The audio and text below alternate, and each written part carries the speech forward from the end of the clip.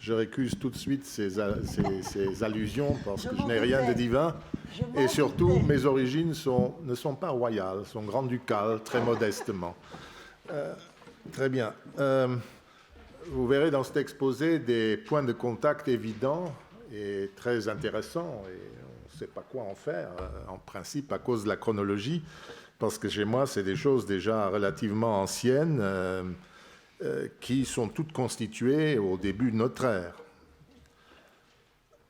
Le genius humain, ou masculin, romain, ou la figure de la Juno pour les dames, qui s'adjoint apparemment au début de notre ère au genius, constitue un sujet qui est doublement intéressant. Il représente d'un côté une catégorie de divinités particulières dans le système polythéiste, en ce qu'elles sont soumises à la naissance et à la mort, et apporte d'autre part un témoignage sur les spéculations théologiques individuelles. Et ça apparaît notamment, comme dans l'exposé précédent, dans le rapport avec la mort d'un individu. Qu'est-ce qui se passe pour son génie, etc.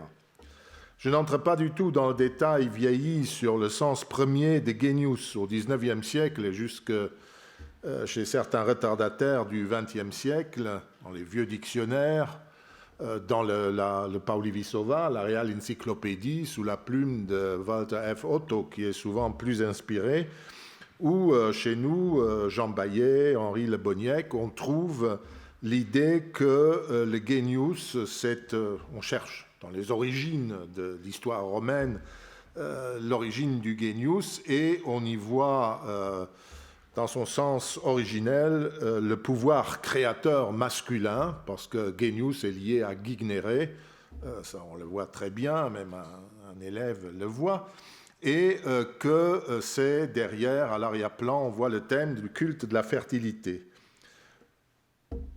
À une époque plus récente, par exemple dans l'Oxford Classical Dictionary et surtout chez Georges Dumézil, on voit dès les années 60 la réfutation de cette idée. Il est même revenu contre cette idée en 83, c'est surtout contre une idée qu'avait repris encore une fois Le Boniec, et sa position fut suivie ensuite par Schilling, plus récemment par Bertrand Goffaux et Manuel Rousseau, et ainsi de suite.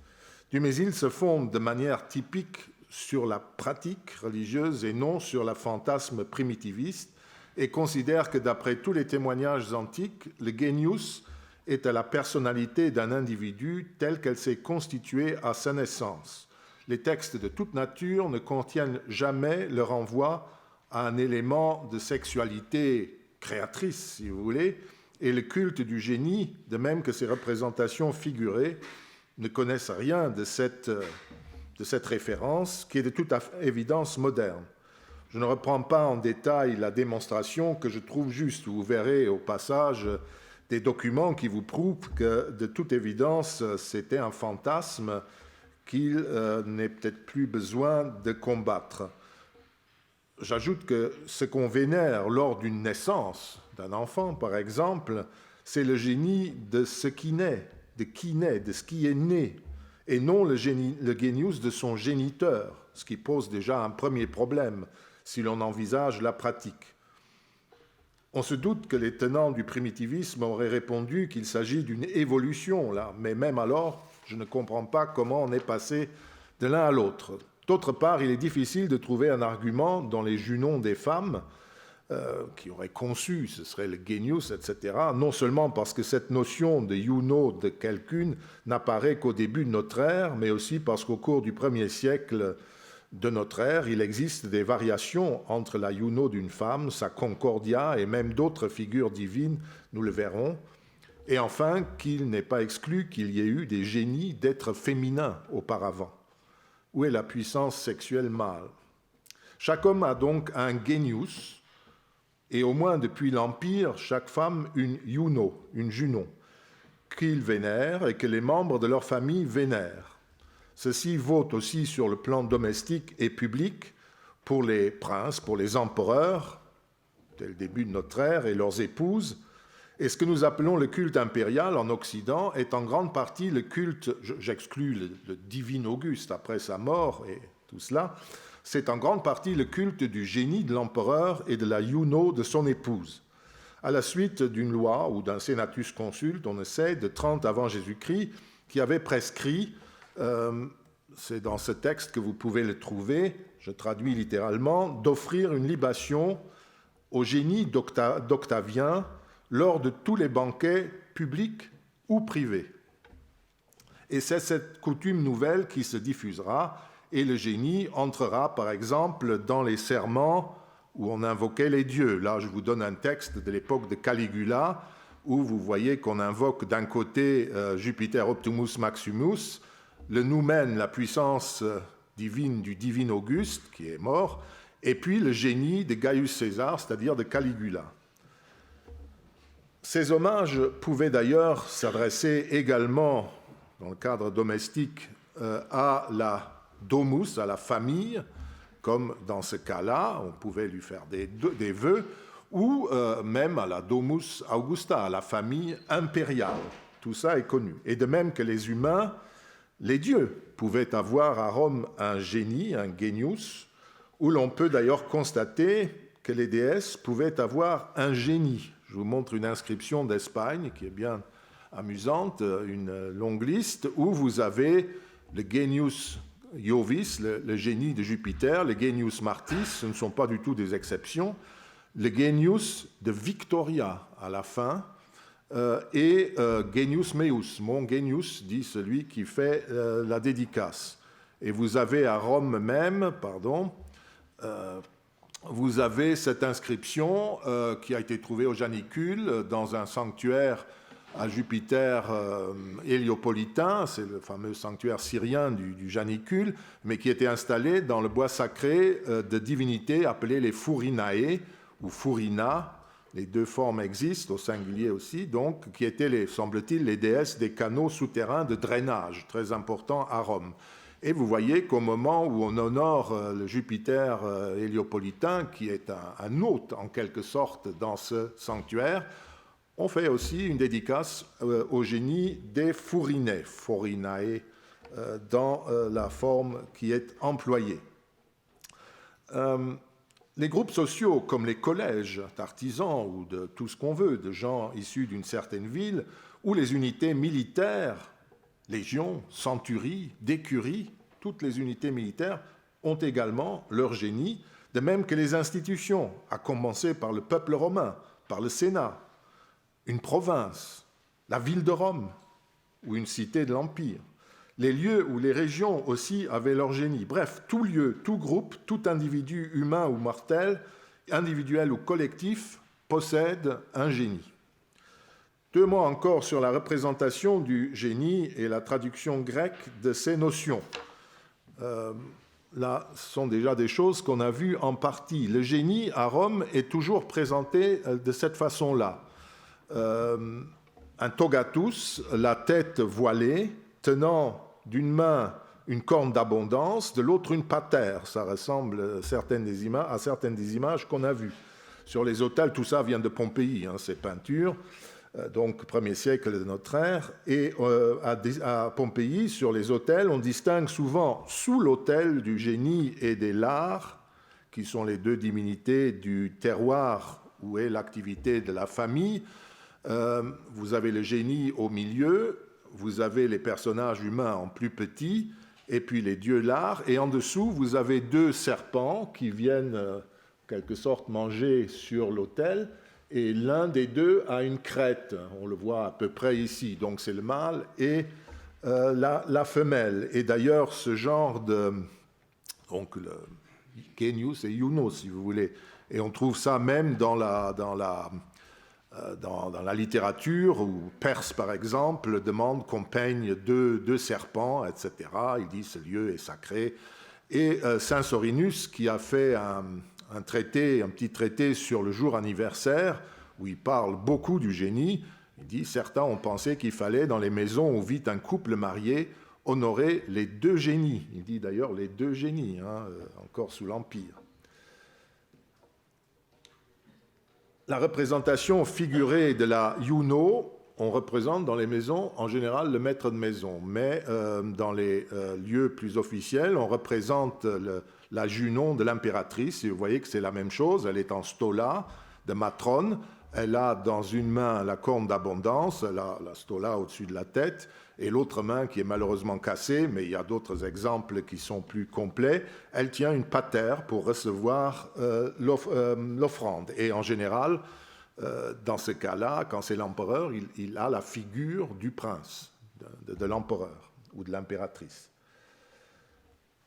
Notons que dans tout ça, vous avez vu, il n'y a pas la moindre référence à une puissance sexuelle ou à l'accouchement que la Junon d'une femme est censée exprimer, mais uniquement une allusion à la bienveillance de cette divinité et à l'offrande qu'elle va recevoir.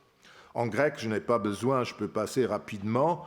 Je vous montre un exemple d'époque impériale, à la Tuché Oikou Poplion, que le regretté Moretti, avec lequel pour une fois je ne suis pas d'accord, pense que c'est la fortune des Publii, mais je crois que c'est la traduction typique du Genius des Publii, de la famille des Publii. Et puis, le daimon Agathos, je passe, vous en avez eu assez. Mais les Romains utilisent souvent ce terme pour exprimer Tuché Tinos, Agathon Daimos Tinos, et il y a peut-être un autre rapport dont on peut parler, parce que Manes signifie les bons à Rome. Agathos, on voit qu'il y a des contacts. Bon, mais tout cela, on ne va pas s'attarder. On ne va pas non plus perdre notre temps à égrener tous les génies possibles. J'ai donné un exemple de tout ce qu'on peut avoir et vous en verrez à l'occasion, mais le plus important est de nous intéresser à l'analyse de ces divinités, d'une part, qui ont ce côté étonnant d'être éphémères, et de l'autre côté, aux spéculations des individus à leur sujet, et notamment au moment de la mort. Et même encore, pour les dames, pour les hommes, c'est toujours Genius, mais pour les dames, on change au début de l'Empire, en tout cas, et ça continue pendant tout le Haut-Empire, on change de spéculation ou de traduction, si vous voulez, de cette vertu que serait le Genius. Soulignons d'abord le caractère personnel, donc du particulier du Genius ou de la Juno. Ce sont des divinités immortelles, encore Censorinus. Vous pouvez lire, vous voyez qu'il ne parle pas de celui qui engendre, mais de celui qui fait naître. Le Genius est ce qui naît avec l'individu et qui meurt avec l'individu. Ce n'est pas du tout ce qu'on dit, n'est-ce pas ? Donc ce sont des divinités immortelles qui naissent ou meurent avec les êtres ou les choses auxquelles elles sont attachées. Évidemment, le génie de la ville de Rome a une longévité supérieure à celle d'un simple citoyen. La même qualité, c'est une affaire, une qualité connue, existe aussi. Je prends d'abord deux textes grecs que vous connaissez certainement, l'hymne homérique à Aphrodite, où vous voyez que donc les nymphes, etc., ces déesses, on ne les compte ni parmi les êtres mortels, ni parmi les immortels. Elles vivent longtemps, goûtent à l'aliment divin et dansent gracieusement en chœur avec les immortels. Un autre, c'est les nymphes dans les arbres, n'est-ce pas ? Et quand arrive l'heure fatale de la mort, on les voit d'abord sécher sur le sol, ces beaux arbres, les cols dépéris, etc.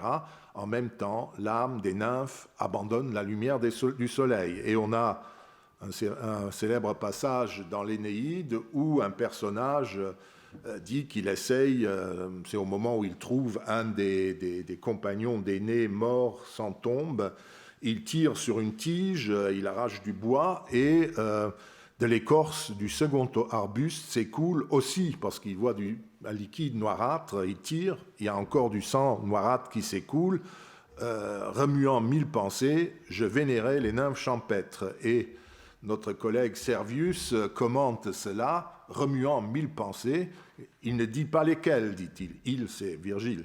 Mais de la suite, nous comprenons. Je me demandais, dit-il, s'il n'y avait pas par hasard une guerre qui menaçait parce que j'ai vu du sang, ou si j'avais volé un bois sacré de nymphes, et si le sang n'était pas par hasard celui des nymphes. Les hamadryades naissent et meurent avec les arbres. C'est pour cela qu'il coule la plupart du temps du sang d'un arbre coupé. Car Ovide dit que lorsqu'Érisicton coupait l'arbre, d'abord du sang se répandit, ensuite un hurlement suivi. Donc vous voyez que ce sont ce genre de divinités que nous retrouvons avec les génies, disons. Et nous le trouvons à Rome aussi, avec les divinités que Hermann Usn appelait les Sondergötter, les dieux spécialisés, ou les dieux de l'instant.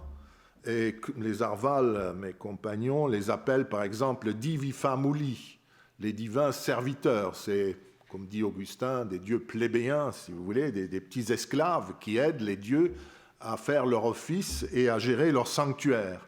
Et vous avez aussi, alors c'est ma préférée, en fin d'une grande liste de dieux, vous avez Madame Adolenda Comolenda Deferunda.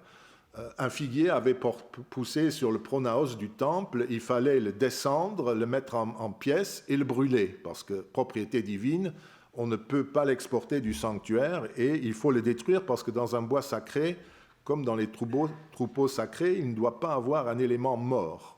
Il y a un article de Vidal-Naquet sur les troupeaux sacrés. On a exactement la même façon de raisonner sur ce qu'est la propriété des dieux. Et donc, Madame patronne ces trois activités mises en ordre alphabétique et elle existe uniquement pour ce travail et elle s'évanouit après. Mais elle a un autel temporaire, on appelle ça même en latin temporaire, le temps du sacrifice en question. Donc, c'est une des premières qualités du génie, c'est assez intéressant, on ne pense jamais à ce genre de caractéristiques qui, quand même, sont assez intéressantes, de divinités qui sont pleinement humaines, beaucoup plus divines que des empereurs divinisés, parce que cette liste où ces deux divinités apparaissent se termine, c'est un grand sacrifice à 15 divinités au bois sacré, parce qu'on a dû faire des travaux, et il y a une chapelle des empereurs divinisés, mais qui viennent après. En deuxième lieu, ils ne reçoivent pas deux victimes, mais une victime, et ils viennent même après la petite madame devant brûler, débiter, faire descendre. Et ils sont inférieurs à lui. Et ils sont même inférieurs au genius de l'empereur régnant. Donc quand nous parlons de la divinisation des empereurs, nous devrions un peu lire les textes. Il en sort autre chose que ce que certains écrivent.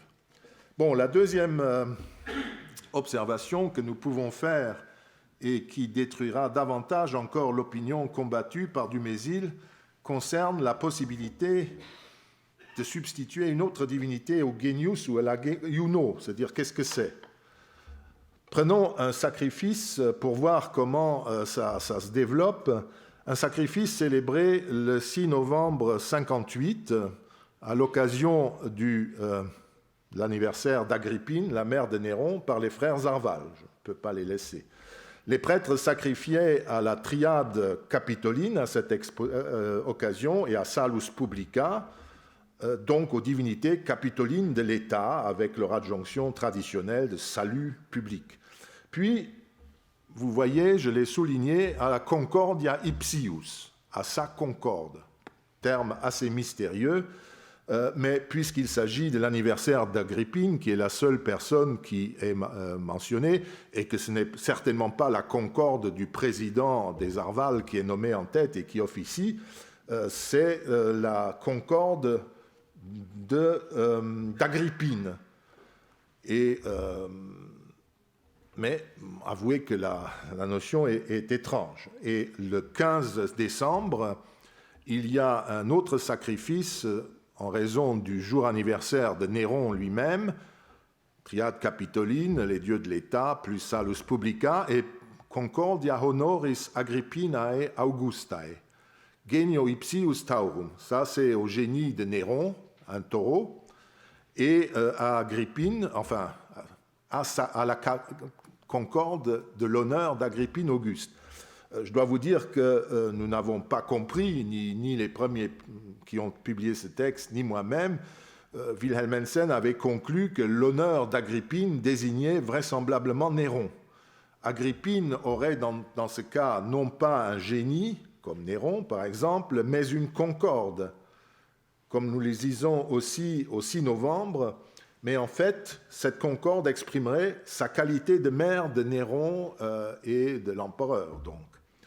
Bref, c'est assez compliqué, mais il semblerait que c'est à peu près l'époque où, en tout cas dans le culte public pour l'empereur, ce genre de jeu cesse, puisqu'en 63, il est fait mention d'un sacrifice d'État, où il y a de nouveau toute une liste, et vous voyez que d'abord, son génie reçoit un taureau.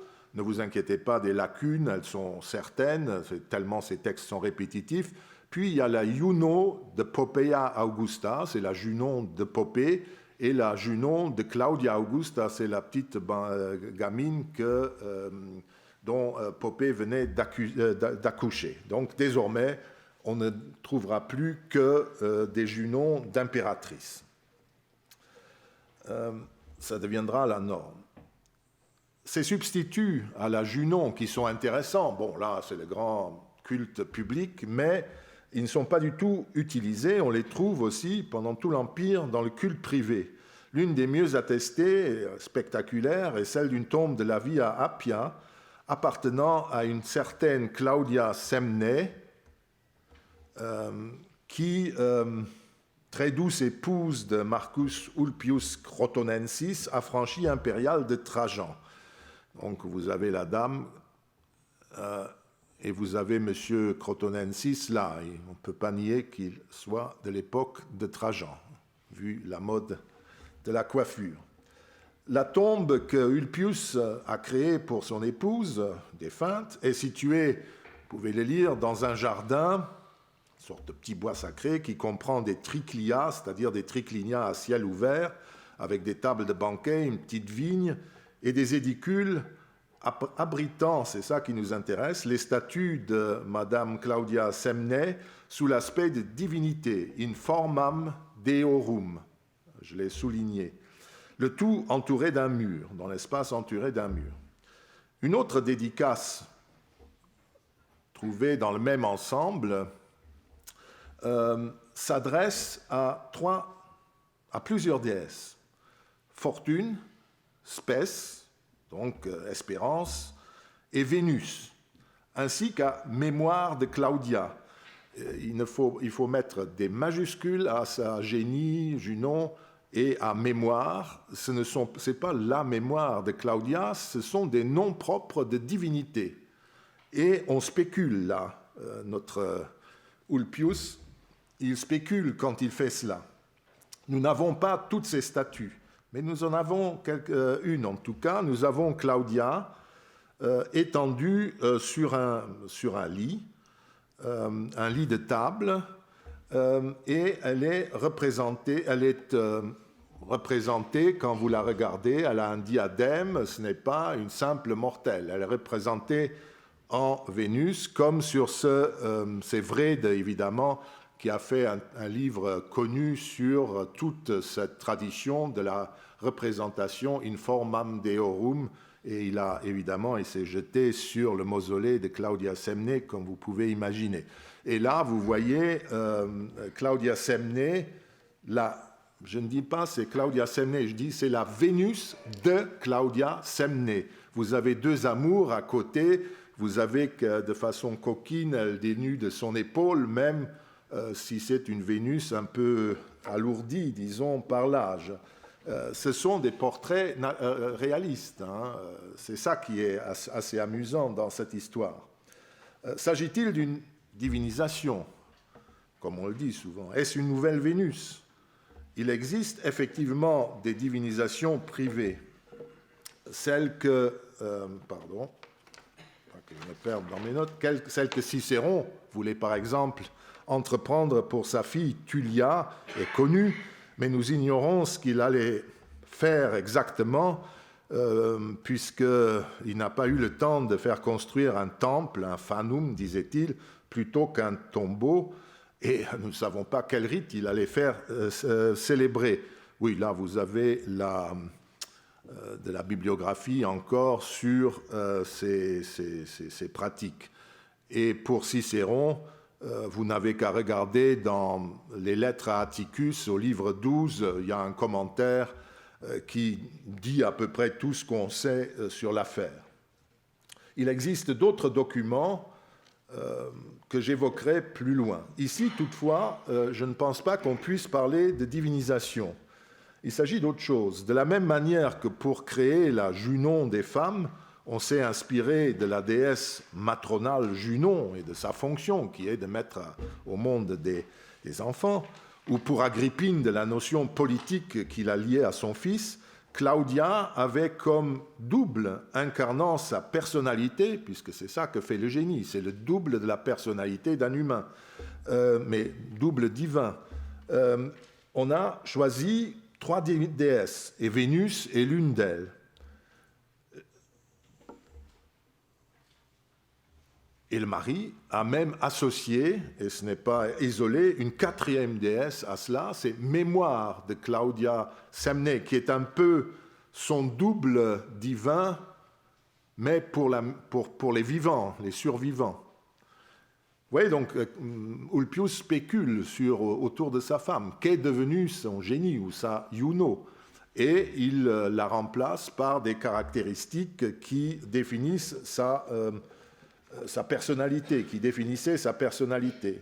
Claudia n'est pas seule. Une inscription de 168 provenant des environs de Rome, de Gabii, près du raccordo annulare et au nord-est, donne un témoignage très clair. On apprend que Aulus Plutius Epaphroditus dédie un templum avec une statue en bronze de Vénus à, je l'ai souligné, Veneri Verae Felici Gabinae. On peut traduire de 2 façons, à Vénus bienheureuse de Gabi, de Vera ou Vera. C'est ambigu. Moi, je suis pour le génitif, c'est de nouveau la même chose, c'est la Vénus de Vera, bienheureuse, de Gabi, de la cité où nous sommes. On a cherché des choses fantastiques, ça n'a aucun sens. Nous sommes comme dans un sens tout à fait semblable à celui qu'on a vu avec Claudia Semné. À Tarragone, on a un exemple semblable. Ça se diffuse dans tout le monde romain, où vous avez par exemple une Venus Latinillae. Ce n'est pas un datif, c'est un génitif. Donc la Vénus de Latinilla et son mari qui donne son nom. Et pour vous montrer comment on traite dans les éditions ce genre d'allusion, en supprimant des éléments du texte ou en passant par silence, disons tout de suite que, bon, je lis le texte, la phallax perque suos juravit oculos, elle a juré par ses yeux, elle a prêté serment, un faux serment évidemment, iunonem quesuam perque suam venerem, nulla fides inerit. Eut-elle juré la perfide par ses yeux ou par Junon, traduit Max Ponchon, par Vénus, ses protectrices, elle ne méritera aucune confiance. Bon, lui au moins, il est sorti du bois, il a tout traduit en transformant des adjectifs possessifs en protectrices. Ce n'est pas tout à fait le sens. Une édition allemande, très éminente, dit que simplement elle jure par ses beaux yeux et il passe sur tout le reste. Non, il faut traduire, elle a juré par ses yeux, par sa Junon et par sa Vénus. Et quand vous avez vu Semna et Latinilla, vous savez que c'est tout à fait possible.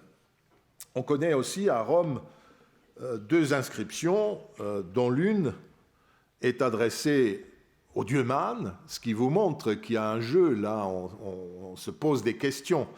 Au dieu Man, l'inscription est au Louvre, n'est-ce pas, de cette Aelia Procula, et l'inscription s'adresse à Aelia Procula, et donc à Diane et à la mémoire d'Aelia Procula. Et ce qui est intéressant, c'est qu'une fois de plus, au milieu, vous voyez une Diane. Je vous montre l'inscription.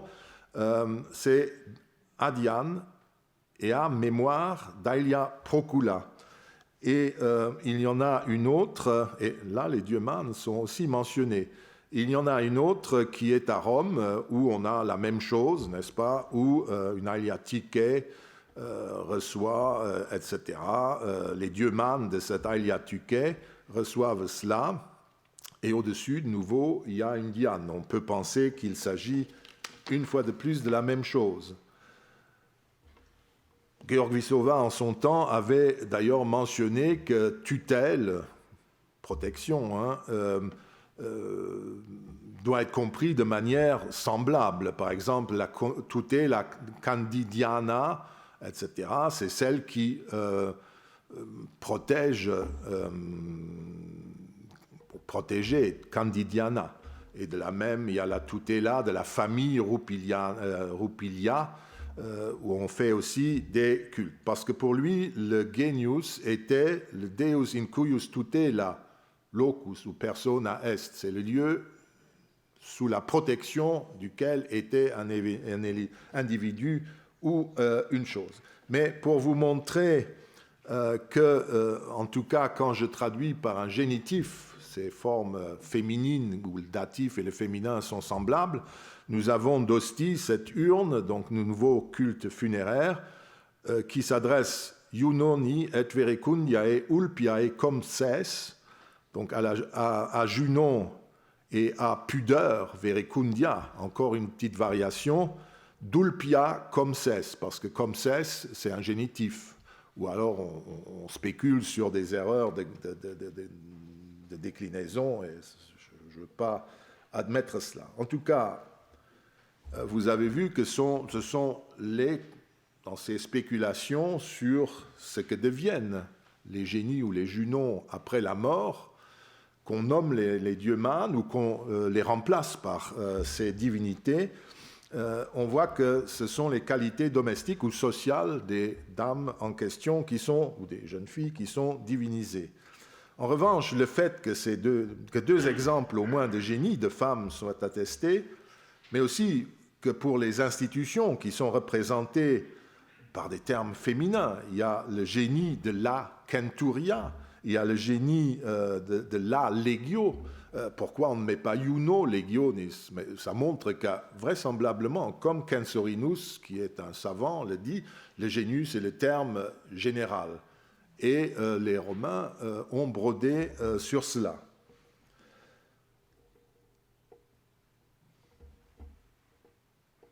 Il y a un deuxième point où on a essayé de voir des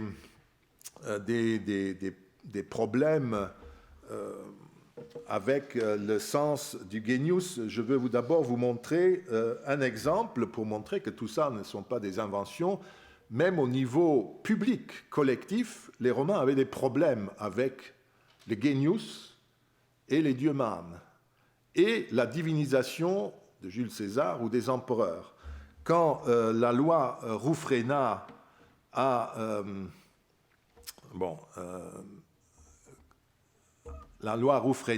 divinisé César, la loi Ruffréna a ordonné, quand le Sénat a divinisé César, la loi Ruffréna a ordonné à toutes les cités de lui créer un culte tout à fait officiel. Et un premier exemple qui est le reflet de cela, en Italie, à Ocriculi, on dit « Divo Iulio iusu populi romano statutum est lege Ruffrena ». Donc, on a mis un culte, si vous voulez, avec statut et tout, au divin Jules, sur l'ordre du peuple romain, en raison de la loi Ruffréna. Mais à Isernia, à la même époque, ils avaient manifestement un problème.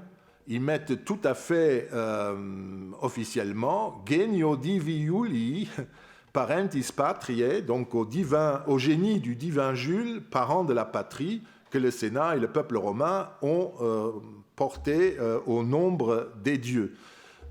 Eux, ils jouaient avec, le nouveau terme, c'est Divus Iulius. Vous notez qu'il s'appelle Divus comme les petits dieux esclaves, ou comme les nymphes d'ailleurs, les divae virgines, ce sont les nymphes, l'eau coulante, pas Deus, divus. Et quel est le rapport avec les genius? On sait qu'un dieu peut avoir un génie. Est-ce qu'on va rendre un culte à ce divus Iulius, qui est un mortel? C'est plutôt un héros qu'un dieu, puisqu'il a été brûlé, il est passé par la mort. Et alors, ils ont bricolé, ils ont mis genius du divin Jules, ce qui est une erreur. Et plus près de Rome, au lac de Bracciano, à Forum Claudii, il y a un long texte qui est de 14 où ils ont, la ville, la cité, a constitué un calendrier de fêtes, etc. Et vous voyez qu'ils décident qu'aux anniversaires d'Auguste et de Tibère, les décurions vont d'abord, avant d'aller banqueter, faire un sacrifice et inviter que leur génie d'Auguste et de Tibère soit invité par un sacrifice d'encens à venir manger sur l'autel du noumen d'Auguste. Vous voyez à quel point c'est entortillé. Auguste est juste mort, il a été divinisé et ils sont encore avec le génie, là, tout simplement. Donc tout cela vous montre que c'était des notions qui n'étaient pas simples, mais que, comme le concept divus, qui posait des problèmes aux Romains. Mais, comme je vous l'ai dit, ce n'était pas seulement, je voulais vous montrer ces deux textes, ce n'était pas seulement des problèmes qui se posaient aux simples particuliers, mais même au niveau de l'État ou des cités. Et dans le culte funéraire, vous voyez en permanence des inscriptions de Rome sur cette image. Ils mettent consacré au dieu Man, mais vous voyez qu'ensuite, il y a un jeune homme qui est son génie infernal. Donc là, le génie devient infernal, le génie en bas, alors que c'est un dieu, il ne doit pas aller aux enfers. Et Pietas, lui, il était entièrement amour filial, si vous voulez. Même chose pour sa sœur, ça a été trouvé dans le même tombeau. Elle, Pietas et Memoria, c'est les divinités qui la répondent. Dieu dis parentium, c'est les dieux Man, qu'on dit aussi les dieux des ancêtres, et le Genius de Vitulus, etc. C'est toujours les mêmes, vous voyez, Iunoni Pontia Ignesiae, etc. Les 10 manibus au milieu, parce qu'ils spéculent. Et là, on a même un texte un peu plus développé, puisqu'un Iulius Orpheus a fait pour lui un monument, et à Orphito, sa fille, qui est morte à 14 ans, jeune fille, n'est-ce pas, Veneri Cupidini, il a inferorum. Vénus, ça c'est ce qui est devenu la Juno, le génie de la jeune fille. Lui, Cupido, il pense à lui-même, il sera son Cupidon dans l'au-delà, ou Dieu sait quoi. Donc tous ces documents témoignent, d'une part, de variations sur la divinité qui représentaient le double de la personnalité des individus et les difficultés de compréhension de la nature du génie ou de la Junon ou des divinités assimilées. Manifestement, les auteurs de ces textes, et jusque dans la bonne société et dans les cités, au niveau de la direction des États, s'interrogeaient sur le devenir du génie ou de la Junon. Jouent-ils désormais leur rôle dans les enfers? Sont-ils joints au dieu Man comme ils sont joints aux dieux?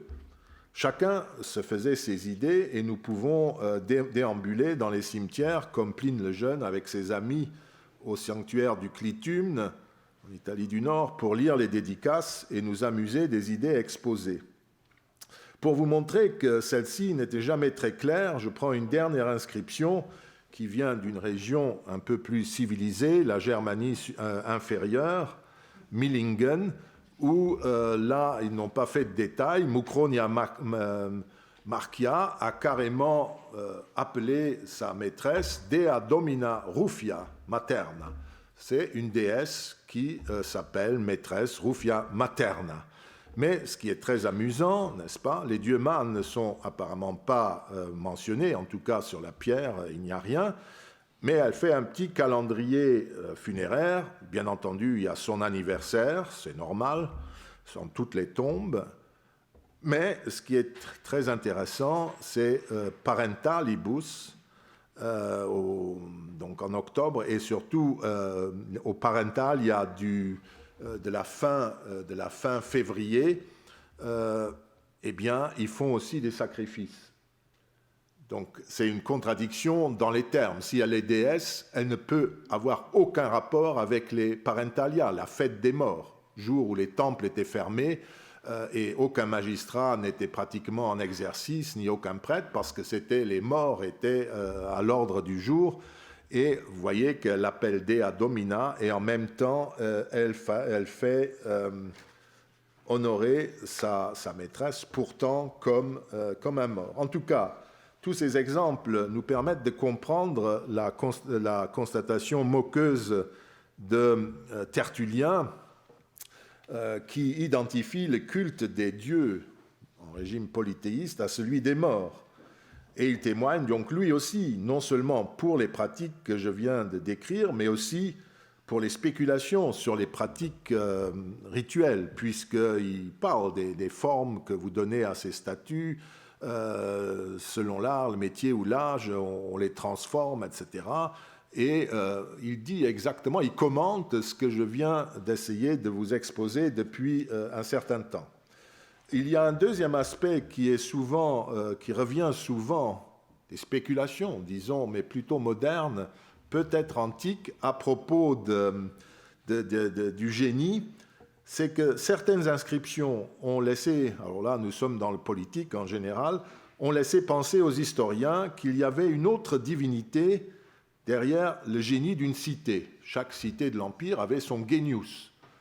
Alors certains, notamment, c'est Claude Lepelley qui a développé ces idées, et Bertrand Goffaux a un peu essayé de mettre de l'ordre dans cela, Claude Lepelley a pensé que le génie de la cité exprimait par une allégorie sacrée l'esprit de corps de la communauté. Ce qui est exact, sauf que ce n'était pas une allégorie, mais une véritable divinité qui exprimait la puissance d'action, la qualité d'action de la cité, sa personnalité active, si vous voulez, en quelque sorte, telle qu'elle était née le premier jour et qu'elle continue d'agir pour le reste. Double divin de la communauté aussi, dit Goffaux. Mais si Lepelley disait cela, c'est qu'il avait une idée du génie, était que c'était une sorte de paravent, que ce n'était pas une vraie divinité, que c'était une façon d'évoquer autre chose. Il se peut qu'il soit trompé dans cette affaire par le genius urbis Romae, dont une inscription républicaine dit « Sivema sevi femina ». On ne dit même pas s'il est mâle ou femelle. Encore un exemple de bivalence de genius. Et il y avait une tradition parallèle qui avait la divinité inconnue de Rome, que les Romains cachaient soigneusement pour qu'on ne puisse pas l'appeler chez soi en cas de guerre. Il est possible que ça les ait troublés, mais il y a très peu de documents qui sont justes. Je ne vais pas exister. C'est de nouveau l'idée du génie là, de Vissova.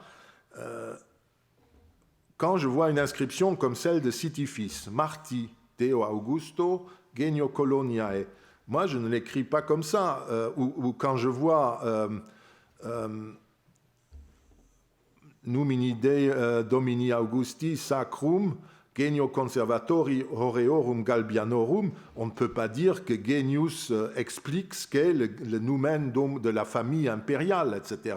Parce que la famille impériale n'a rien à faire avec un hangar à blé situé sur le bord du Tibre. Vous avez vu aussi ce texte de Servius qui se réfère à ça. Non. Quand je vois donc une inscription de ce type au génie du secrétariat de l'officier appelé princeps dans la légion de Lambèse, Minerva Augustae, ou à Sisyphis, comme je l'ai lu. Moi, j'écris comme ça. Je mets une virgule. Parce que là, si vous ne mettez pas la virgule, vous pouvez inventer toute une théologie romaine. C'est des listes divines ultra classiques et je ne peux pas considérer ça. Il y a, allons à Avenches, où on sait que la divinité principale, c'est Mars. Eh bien, quand on dit aux puissances divines des Augustes, des empereurs, et au génie de la colonie des Helvètes, dire qu'Apollo est le génius de la colonie des Helvètes est une ânerie, parce que c'est Mars, ce n'est pas Apollon. Là, parce que c'est la scola des médecins, donc Apollon est là en tant que patron des médecins. Et ainsi de suite. Je ne vais pas revenir sur tous ces cas. Ils prouvent tous la même chose, sauf quelques documents, comme par exemple chez Arnob, il dit dans un texte polémique contre les païens, Lateranus genius focorum. Là, je comprends. Il dit c'est le génie des fours, etc. Il s'appelle Lateranus. Ce genre de documents sont extrêmement rares et on trouve des documents comme cela, une table de jeu de Marctar où on a Apollo, Genius, Liber, Patrio, Kereri, Castae. Alors, Apollo et Genius, on peut imaginer qu'il y a un rapport, puisque dans les autres cases du jeu, il y a des épithètes qui se rapportent au premier. J'admets que certains aient pu avoir ces spéculations, comme dans l'inscription de Elgem, qui est la dernière, où au dieu Mercure, Sanctus, très pur, génie de la colonie de Sousse. Non, ce n'est pas Sousse, c'est Elgem, Tusdritanae, voilà, Coloniae. Donc là, j'admets que manifestement, le genius est censé désigner. C'est possible, mais je crois que ce n'est pas ce qu'on peut retenir comme une règle générale. Et j'ai trouvé ça maintenant partout. Le génie, quand il est public, c'est de nouveau une façon de le déreligiosiser, de le sortir du polythéisme et de la religion et de la pratique. C'est de dire, oui, c'est une façon, une métaphore. Ils appellent par là simplement, de façon honorifique, ce qu'est leur ville. Non, c'est la divinité qui protège leur ville. Tout est là, ça c'est juste. Et qui est le double divin de leur cité tant qu'elle existe. Donc si nous récapitulons tout cela, d'ailleurs je vous mets ce texte d'Augustin que vous pouvez lire et vous voyez ce qu'il dit, s'il dit cela. Donc,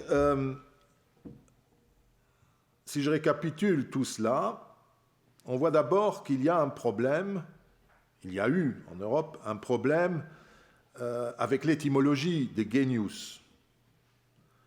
L'hypothèse choisie au XIXe siècle par Vissova et beaucoup d'autres chercheurs rencontre des gros problèmes.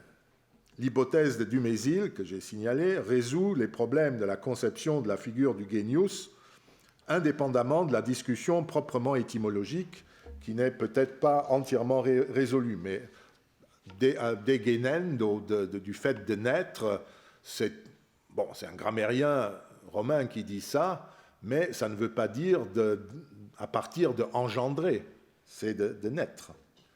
C'est au moment où il naît. Mais ce qui est intéressant, c'est que ces spéculations modernes se retrouvent également dans l'Antiquité, puisqu'il y a eu à Rome, à la fin de la République et sous l'Empire, des spéculations sur la nature du genius, d'un point de vue philosophique et universel peut-être, mais aussi sur le plan de la pratique. Qu'est-ce qu'on peut en tirer? Est-ce que quand il meurt, il change de nature? Est-ce qu'il l'accompagne et protège dans la tombe ou non? Et nous sommes dans une religion sans dogme, sans vérité théologique. C'est dans les cadres domestiques, ce sont les pères de famille qui décident ce qui est vrai, ce qui n'est pas vrai, ce qui est bon, ce qui n'est pas bon. Et dans l'État, c'est le Sénat et le peuple romain qui le décident, éventuellement les magistrats.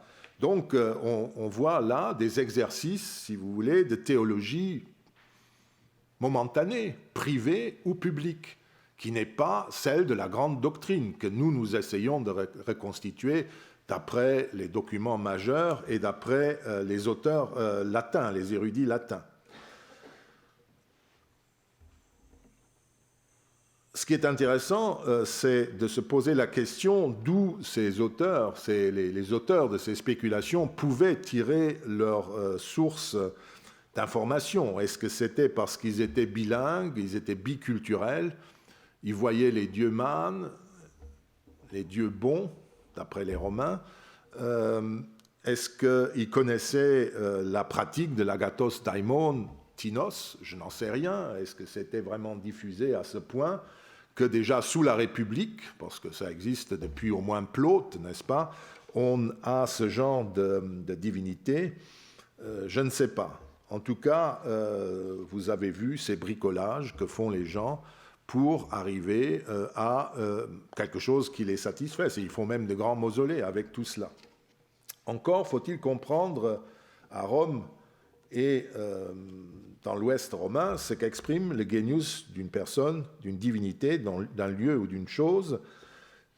Ce n'est pas à proprement dire une identité, mais une capacité d'action, un double de la personnalité de ces personnes.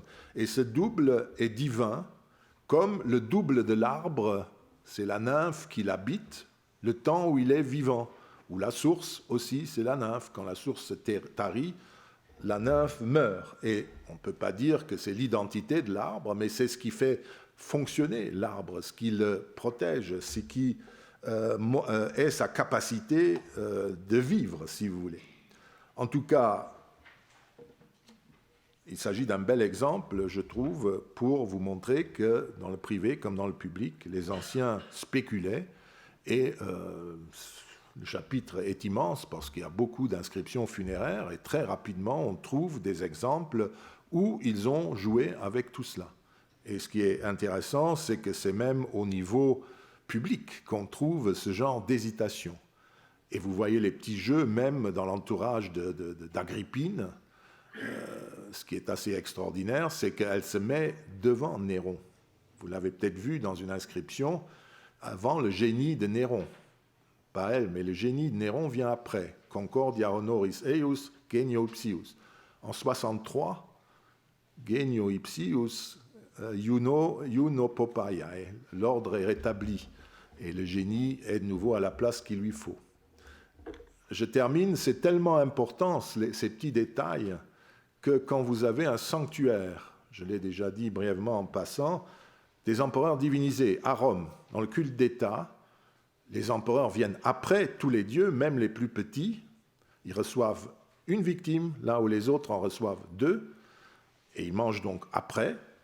Et le genius de l'empereur vivant, qui est le chef de famille, en gros, de la famille impériale, vient avant le divin Auguste, le divin Claude et les 20 empereurs divinisés.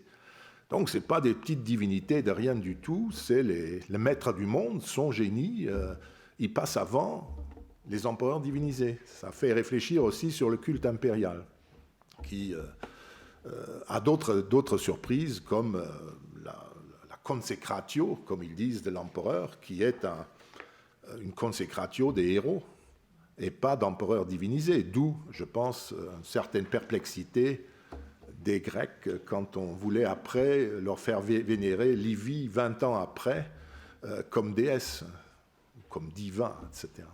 Voilà, je termine là. Et...